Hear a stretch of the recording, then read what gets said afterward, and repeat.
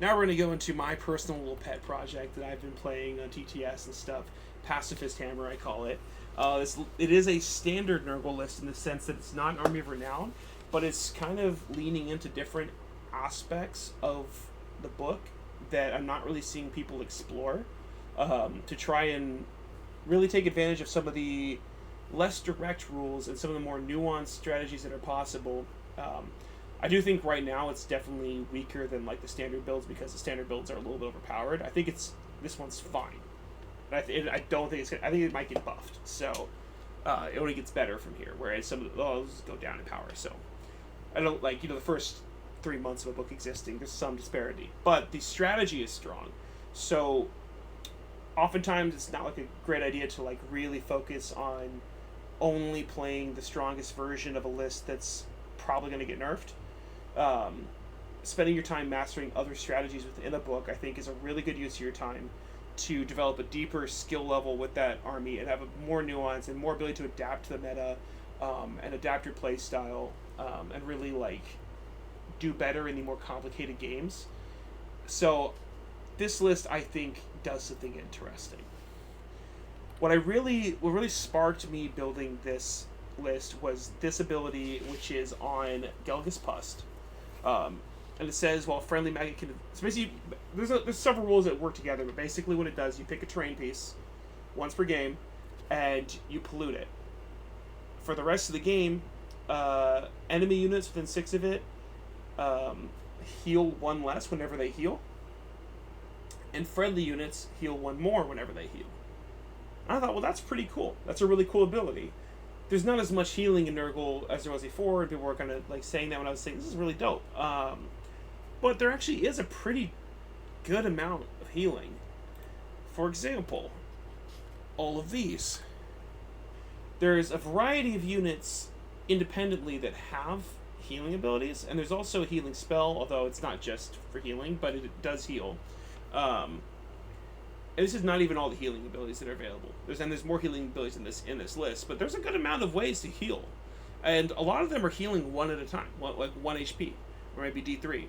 So changing 1 to 2 literally doubles the effectiveness of the healing, which is starting to look like, oh, well, that's something that's pretty potent. Additionally, healing, like if you really want to use healing effectively, you need to kind of pair it with either like really good saves or debuffs, to maximize. I do agree with that. I wish it was just within 6. It is not that hard to do, but it is annoying because if it was just within 6, you'd have so much more freedom. But I think like the first instinct people have when they see polluting aura is like, oh, I want to put it on a tree and walk the tree around, but the trees can die, and they're also small. Where this really shines is when you have like a large terrain piece in the center of the table, and you just activate it. It's covering a pretty, like on some of these maps, there's like a big forest or like big buildings right in the center, and you like see when you're deploying, like, okay, that's where I'm going to activate it. This huge area I'm going to cover with this big terrain piece and 6 inches on all edges from that terrain piece. There's actually a really wide area you can benefit from this ability with. And when you start doing like that, it's pretty flexible, as opposed to how limited it looks if you think of it just in terms of being on the Narmos. So I think there's a lot more potency here than the first glance tells you. And I think that's why some people are not really wanting to play it. So this is the list that I've been playing. Keep in mind, a lot of these lists maybe aren't perfect. There's a lot of room to express your personal way of playing, but I think this one's pretty good. So it's playing classic Rodigus, not Soggy Rodigus. In every other build, I think Soggy Rodigus is better. He's incredible. He's one of the best units in the game right now, in my opinion. He's fantastic. But in this one, regular Rodigus is something quite interesting, which is that he heals every friendly unit within 18 for 1, and does 1 mortal to every enemy unit, and they also cannot heal if they get hit by it. So you have this terrain piece that's saying you heal 1 less, and then Rodigus' spell, which is saying you can't heal if you took a damage from it, and you can't return models until my next hero phase. So you're denying their ability to grind with you. They can't sustain. So you're sustaining and you're turning off their sustain. Because if they're also healing, this list does not do enough damage to like grind someone down. Like let's just say skeletons. Or like if someone's playing Crypt Guard or whatever, Crypt Guard, what are they called? You're the ones I'm talking about. The ones with 5 of Wars that bring back models. And there's the horses that automatically bring a model back every unit. Like, you can't do enough damage with Nurgle to really stop that. But if you say, no healing, no bringing back models, suddenly your healing matters more. Because you're sustaining and they're not. So he does a really interesting bit of tech there. Festus the Leech Lord, he's a little overcosted right now in my opinion. But he'll probably go down. Like, he needs to be... and his War Scroll is really interesting and really cool. So if he does go down in points, this list gains a lot of flexibility, and you can move some things around and really get like more power out of it. He's already 20 points down, so if he goes down 20 or 30 points, then you have a lot more flexibility is gained. Like this Sorcerer could change or whatever. Then obviously Gelgus Pus, who's giving that bonus to healing and debuff to their healing. Cankerborn, which do not have to be in the list. I just like them. They're kind of a flex spot, and they're cool with Gelgus Pus because they can teleport to his thing and they get some flexibility. I think they're probably like the most flex unit. They're just there. These Plague Drones are basically there to help you get battle tactics. This list is going to struggle a little bit with battle tactics if you don't have something like that. They can retreat and charge. They're pretty fast. They're going to help you score. So they're there for that, and they're cheap. 150 points is fine for what they're doing. And then we have the Rotbringer Sorcerer here. So he could be Belga as well. I think they're both good. But I currently have Rotbringer Sorcerer in this build because I do kind of like having the artifacts and turning off some ward saves or reducing them and stuff like that. I think it's interesting. He's got debuff type style artifacts and command traits, and then you have Morbeck's Twiceborn, 3 instant Nurglings. So Twiceborn heals half of his missing wounds at the end of each turn. If he's next to the terrain thing, it's +1. And he also rounds up. So, like, let's say he's missing 7 damage. He heals 4, and then adds 1, so he heals 5. He's only taking 2 damage. So that's a pretty crazy ability right there. The Nurglings come back, and everything has these healing abilities. So you really have like a lot of ability to just constantly grind. I'm also playing Primal Energy. Primal Energy has the Life Swarm, so you have another access to healing.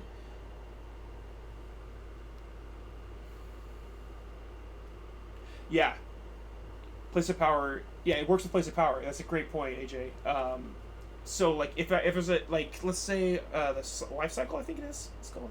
There's 2 cycle ones, but the one that goes in a circle, there's 4 places of power that kind of go through the center of the table, and you can basically heal everyone around that for 2, which becomes 3, like AJ's saying, and that's pretty crazy, because what this list does is basically, if you leave anything with even 1 wound, it's going all the way back to full, like that, like super quick. I have tested a little bit, and it does work. Its damage is a little bit low, admittedly, but there's some ways around that. But you basically can just heal at a crazy pace.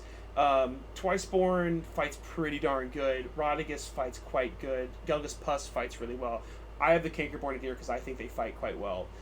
They hit harder than Demon Prince for less points. They have other downsides. They're slower, obviously. They don't have the strikes first, but they have other things, and they're 50 less points and have more attacks with the same basic profile. So they help you hit hard on people, and they also are 6 wounds apiece with a 5-up, 5-up. But like again, if you leave 1 alive, they heal really quickly, and so you have this problem. Festus the Leech Lord has really, really high control and deletes individual models, so you can kind of do this game where you're slowly grinding people, and Festus the Leech Lord's ability to basically stack his control really high, and some of your other units have really high control as well. You can kind of prevent yourself from falling behind in the early game, because you can kind of just tow onto objectives, and it's real hard to stop Festus from taking an objective from you. He will pretty reliably have like 7 to 8 control by like bottom of turn 2, and he's a decent fighter and quite tanky. He's not like unkillable, but he does like steal objectives quite well. the hard thing about this list is you really have to play it differently. You basically don't want to let your opponent fully get to grips with you. A lot of times Nurgle kind of wants to come in and just start slamming and body slamming people and grinding it out in a straight up fight. This list wants to kind of like play a little bit of a footsies game and kind of get diseases on things, pick a bunch of small fights, and not really fully engage with the super hammer units unless you can get debuffs onto them, which is a variety of debuffs. You can give like -1 to wound, -1 to hit. There's a couple access to that. If you get debuffs on them, then you pick fights. But you have to play it a little bit like not fully like getting all the way up in there for the brawl, because you want to make sure that you don't all the way lose a model. You want to take like 10 damage each on Rodigus and 10 damage on Festus, and have neither of them die. Because if that happens, you pretty much win the game. It's a pretty cool way to play the list. It is playing Taliban, because Taliban can go into anything. But I think it could easily play the +5 control one.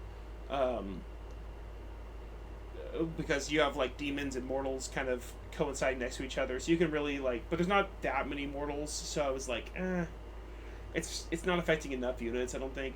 But you could definitely adjust a little bit to have a couple more mortals in here and play that for the control score game, and you can kind of just play this really defensive strategy of grinding and healing and regenerating at a crazy rate. Look at this list on the table. This is what it looks like. It's kind of low model count,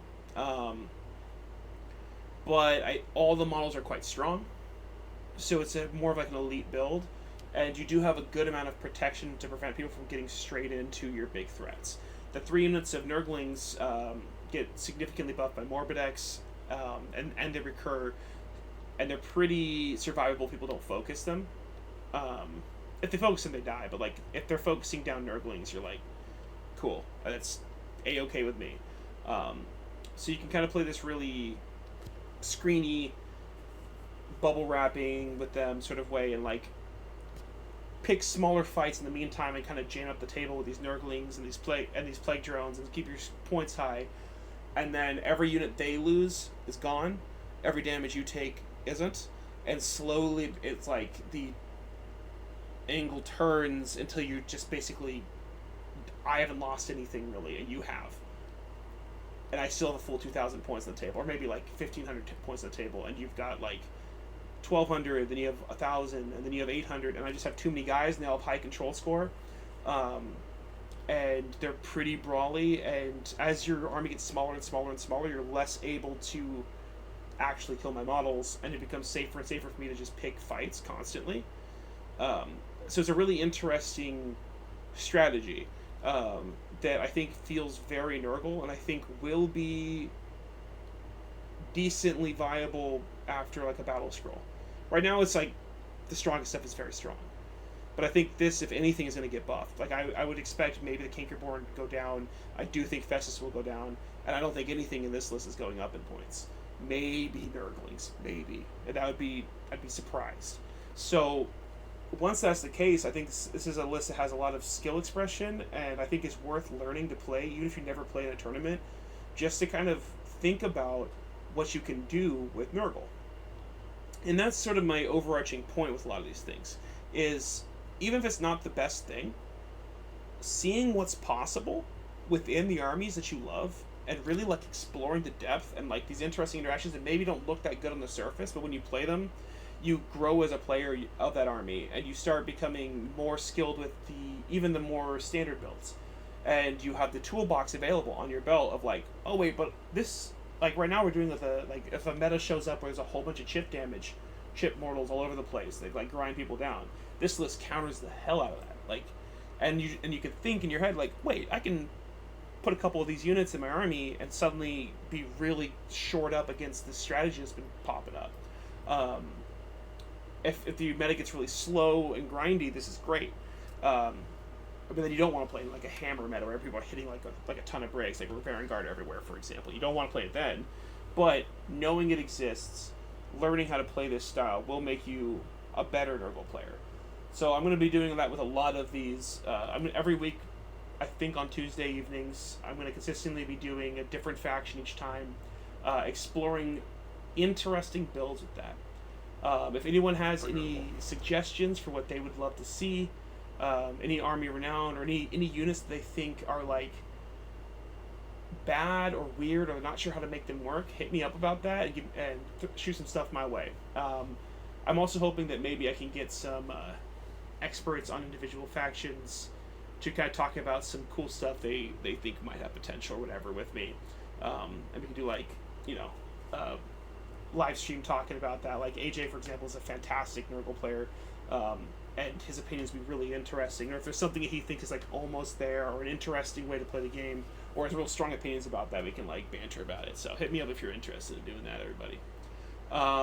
But yeah, that's pretty much going to be my a little short afternoon stream about this. I'm going to be cutting into 3 different short videos and posting it on my YouTube account, the War Glamour account.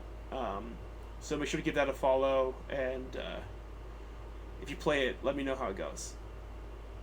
Yeah.